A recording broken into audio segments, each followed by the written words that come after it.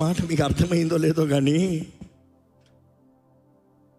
ఒక్క మనిషి దేవుని ముందు దేవుని ప్రేమించినప్పుడు దేవుడు ఏం చెప్తున్నాడో దాని ప్రకారం జీవిస్తాం. Loving God is proved in your action, not in your words.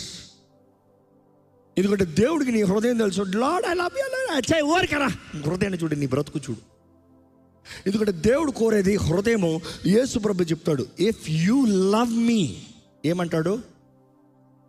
మీరు నన్ను ప్రేమిస్తున్నారంటే నా ఆజ్ఞలు గైకోను. Keep my commandments.